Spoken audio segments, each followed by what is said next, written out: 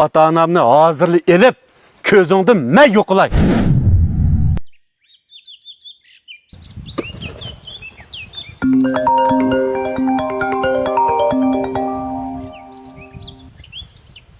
Vay dada.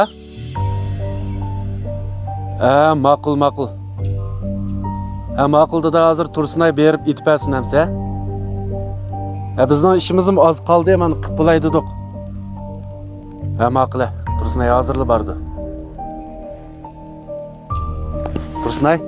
Nima? Dadamdan qo'sig'a ichib ketibdi-mi, opamning mijozi yo'q-ku, siz dekket berib tamoq etib berib, ana menga og'ash kilamsiz. Va qilib qolgan ishlarni men qilay. Yani şu tamak. Hakasını kuskurma kötürağametti. Mellitemdi bu tamak ne? Nim degining bu? Nimiş ki bundaq deyse? Vay işnim. İtizlik çıksam itizliğin işi. Öygü bassam öyünün işi. Emdi kopap yani tamak deyse hakasını kuskurma kötürağam mı?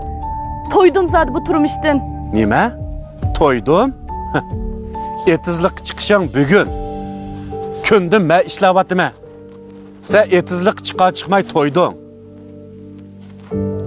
Opamning mijozi yo'q tamoqni seni et deganga to'ydingmi? Ha? Necha vaqtdan shu tamoqni kesalcha opam ityapti. Bugun mijozi yo'qka sen tamoq et deganga ajab bir qoqshab ketding ya.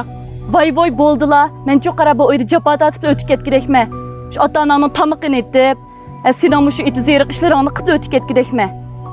Men sana dey, menin bir şertim var degine, şu şertimi könsen, sen böyle öy tutma. Bulmasa, qağın işkimiz oylashayli yaxshiroq. Ha, degine, neymi şart? Vay, neçilin ayaqi qara, ata-ananımı, dədini ağıç tatibdime degine. Endi şu ayrım çık kessek, öy tutma sen bilen. Bulmasa, öy tutquchiligim qolmadi qara. Ata-anam eğir keldim ha? Beqish tas keldim ha? Toydum burun. Jenim.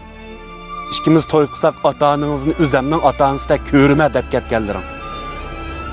Texi va'da qasam berishib, ikkilarimizning ata-onasini yaxshi boqimiz deb ketishlarimiz.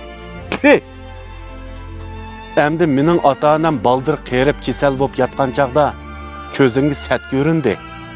Endi ayrim öy tutimiz deb atamsa, sana deb qo'yay. Sendin kessam kechimanki, ata-onamdan keşmeyme. Tushundingmi?